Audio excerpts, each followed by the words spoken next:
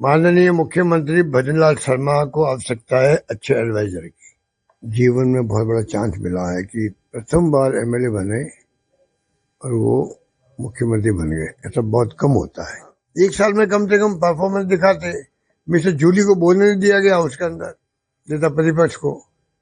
राजस्थान के नेताओं में जो बीजेपी के भी हो, अनुभवों की कमी नहीं है, बद से बदतर होती जा रही है। पूरे आम लोगों को पता ही नहीं है कि 25 लाख का बीमा जो है चिरंजीवी योजना का, वो आज कायम है कि नहीं है, किसी को नहीं मालूम है। बताने के लिए कोई तैयार नहीं है। प्राइवेट जो अस्पताल थे वहां पे इलाज बंद हो गया है चिरंजीवी योजना वालों का। वो कहते हमें पेमेंट नहीं मिल रहा है, दवाइयाँ है नहीं, खरीदने की अथॉरिटी दी नहीं गई है। गाइडलाइन जो होती है स्टेट गवर्नमेंट के मंत्रालय की, स्वास्थ्य मंत्रालय की, उन्होंने गाइडलाइन जारी नहीं करी है। तो डॉक्टर कंफ्यूज हैं कि हम क्या इलाज करें, क्या नहीं करें, कौन सी दवाई खरीद सकते हैं, नहीं खरीद सकते, किसी को नहीं मालूम है। ये हालात में स्वास्थ्य सेवाओं की स्थिति बिगड़ गई राजस्थान के अंदर।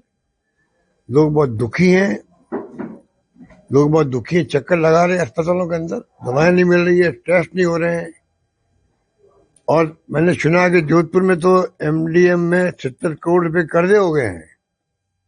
मुख्यमंत्री कल आ रहे हैं जोधपुर के अंदर, उनको चाहिए कि कम से कम मालूम तो करे कि 70 करोड़ के कर्जे होने के बाद में सारे वेंडर जो है, जो सप्लाई करते हैं दवाइयों को या इक्विपमेंट को, सबने बंद कर दिया, वहां पर देना बंद कर दिया है।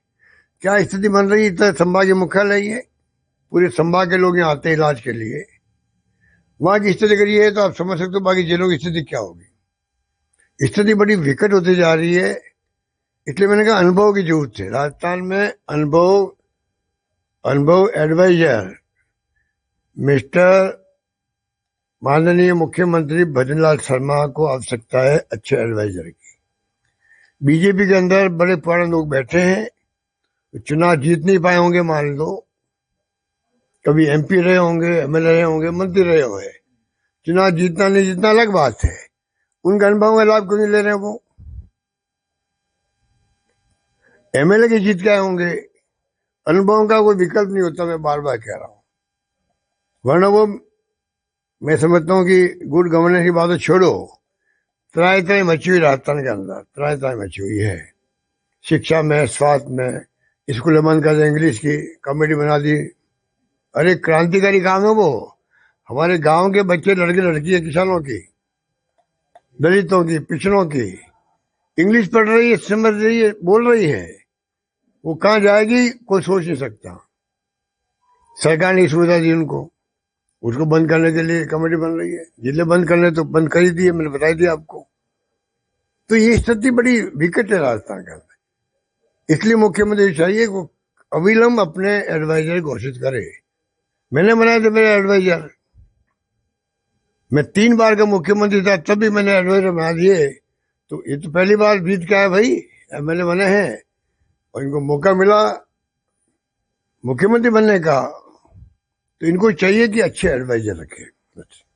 सर भाजपा को देखिए, मैं मुख्यमंत्री भजनलाल जी को जीवन में बहुत बड़ा चांस मिला है कि प्रथम बार एमएलए बने और वो मुख्यमंत्री बन गए। ऐसा बहुत कम होता है। अगर उनकी पार्टी ने को मौका दिया है तो उनको चाहिए कि एडवाइजर अच्छे रखे, जो अनुभवी हो। राजस्थान के नेताओं में जो बीजेपी के भी हो, अनुभवों की कमी नहीं है। अनुभव का कोई विकल्प नहीं होता है, उनको वो काम मिले हुए। जिले उन्होंने समाप्त कर दिए। हमने कहा और अधिक जिले बनाने की गुंजाइश है राजस्थान के अंदर। मेरे पास पूरे आंकड़े हैं कि गुजरात के अंदर, मध्य प्रदेश के अंदर जो हमसे कम आबादी के एरिया है वो जिले बने, वहां पर हमारे से कम आबादी के भी बने। तो यहाँ और जिले बनाने की गुंजाइश थी, जिससे कि प्रशासनिक दृष्टिकोण से जनता को दूर नहीं जाना पड़े। दिन भर जाते हैं 100 किलोमीटर, 150, 200 किलोमीटर, 250 किलोमीटर, 250 किलोमीटर जाएगा आदमी। और उस दिन मान लीजिए कोई कारण से अधिकारी नहीं मिला उनको, कलेक्टर नहीं मिला, एसपी नहीं मिला, एडीएम नहीं मिला, वापस जाता अपने घर पे, कहाँ रहे रात को। तो अगर प्रशासनिक दृष्टिकोण से तहसील खुलती है तो लोग खुश होते हैं, तहसील खुल गई है, दूर नहीं जाना पड़ेगा। जिला बनाने किसे कहते हैं? उन जिलों को समाप्त कर दिया गया, कोई कारण नहीं, अधिक जिले बनने चाहिए थे। उसी प्रकार से नगर निगम बनाए, दो बनाई गई। जिले भी हमने बनाए, देहात और शहर अलग बनाए थे। इतने बड़े जिले हो गए आजकल, वो तमाम जिले के लोग आते हैं, बार बार जाना पड़ता वहां उनको, वो भी खत्म कर दिए। जोधपुर हो, जयपुर हो, और अब आपका ये नगर निगम, इतना बड़ा एरिया हो गया है, इतनी बड़े आबादी बढ़ गई है, इतनी समस्याएं पैदा हो गई है, नई नई स्कीम आने लग गई है, क्या केंद्र की हो चाहे राज्यों की हो। अगर उनको इम्प्लीमेंट करना है आपको, तो आपको अगर दो निगम बने हैं उनको मजबूत करना चाहिए था। अधिकारियों को आप टाइम पे लगाते, वहाँ अच्छे अधिकारी लगाते, उनकी मॉनिटरिंग करते कि वास्तव में, क्योंकि ये चुनी हुई नगर पालिका नगर निगम होते हैं, यहाँ की पब्लिक की समस्या सबसे महत्वपूर्ण होती है। आज जनता अगर दुखी होती है, तकलीफ, तो सफाई नहीं हुई है, सीवरेज सिस्टम चौक हो गया है, सड़कें टूटी फूटी पड़ी है, गली मोहल्ले के अंदर पट्टे नहीं मिल रहे हैं। जो रोजमर्रा की समस्या पब्लिक की, वो डील होती है नगर निगम से होती है, नगर परिषद से होती है, नगर पालिकाओं से होती है। इसलिए हमारी गवर्नमेंट ने उनको अलग से फंड दिया था सड़कों के लिए भी। नगर निगम, नगर पालिका, नगर परिषद में हमने 20, 30, 40 करोड़ रुपए तक दिए मेरे ख्याल से, मुझे याद है, कि सड़कें अच्छी बननी चाहिए वहां पर। तो कहने का मतलब है कि इस प्रकार और ज्यादा नवाचार करते जो हमने किया, एक्स्ट्रा पैसे दिए सड़कों के लिए, पट्टे करीब 12 लाख पट्टे हमने दिए हैं पब्लिक को। 40-50 साल से बैठे लोग हैं, उनको पट्टे नहीं थे उनके पास में, कितनी खुशी हुई होगी। कोई 20, 30, 40, 50 साल लोग बैठे हुए हैं, बिना पट्टों बैठे हुए हैं, पट्टा मिल गया उनको। आज 12 लाख लगभग पट्टे मिले होंगे। अभी भी पट्टे की मांग हो रही है, जो लोग बच गए हैं उस पर ध्यान देना चाहिए। उनकी बजाय नगर निगम 2 का 1 कर दो, जिले बनाए दो, खत्म कर दो, तो फिर ये सरकार क्या काम करे? गुड गवर्नेंस कैसे देगी? सुशासन कैसे देगी? सुशासन मतलब इनको समझना पड़ेगा कि सुशासन किसे कहते हैं। और वो इसलिए मैंने कहा अनुभवी लोगों की जरूरत है सरकार के अंदर।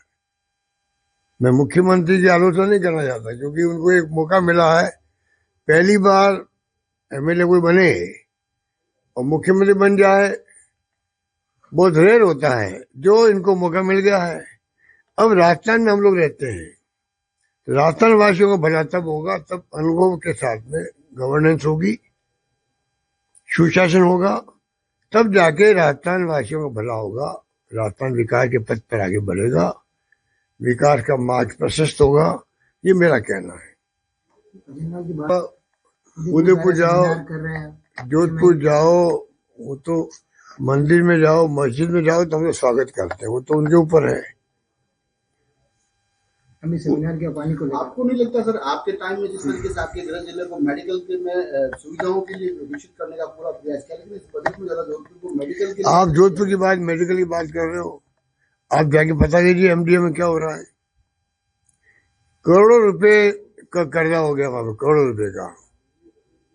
डॉक्टर लोग दुखी हैं, वो कहते हैं कि सारे वेंडर्स ने पेमेंट के अभाव में सामान नहीं दे रहे हो मेडिकल का। वो हमें शर्म आती है कि हम लोग एम्स में रहे हुए हैं, हमारा अनुभव है, उसके बावजूद हम जानते हैं कि मरीज का इलाज यहाँ हो सकता है, तब भी क्योंकि हमारे पास में तो सामग्री नहीं है, दवाई नहीं है, आप इक्विपमेंट नहीं है, तो हमें भेजना पड़ता है उनको गुजरात के अंदर।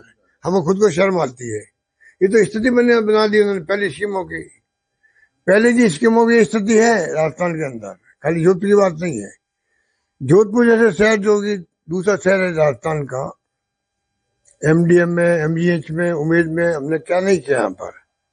आज को ये मेंटेन नहीं कर पा रहे हैं, दवाइयां नहीं इनके पास में, डॉक्टर दुखी हैं। तो हालात बड़े गंभीर हैं। और शिक्षा और स्वास्थ्य 2 क्षेत्र ऐसे हैं जहाँ सरकार को सबसे बड़े ध्यान देना चाहिए। अगर शिक्षा और स्वास्थ्य अच्छा कीजिए प्रदेश के अंदर, आम लोगों का, नौजवानों को, छात्रों का, तो उसका फ्यूचर अपना ही बन जाता है। शिक्षा से भी, साथ अच्छे रहने से भी। तो ये स्थिति बनी हुई है, तो क्या इनके बारे में बात करें। एक साल हो गया, एक साल में कम से कम परफॉर्मेंस दिखाते। मिस्टर जूली को बोलने नहीं दिया गया उसके अंदर, नेता प्रतिपक्ष को बालना मिल गया था। अभी तो नारेबाजी कर रहे हैं। नारेबाजी क्यों कर रहे हैं, ये तो उनको मालूम था। एक लाइन बोलना था, करोड़लाल मीणा हमारे मंत्री का कोई भी फोन टैप नहीं हुआ है, ये बोलना था। नारेबाजी खत्म हो जाती। खत्म करवानी नहीं थी उनको कि ये कोई बोल नहीं पाए जन समस्याओं को लेके, और कुछ ने 2 घंटे भाड़े दे दिए वहां पर। तो ये स्थिति बनाई। आज भी क्या हो रहा है, धरना दिया हुआ बैठे हमारे लोग। भाई पहले भी धरने होते थे, बीजेपी के लोग धरने बैठते थे।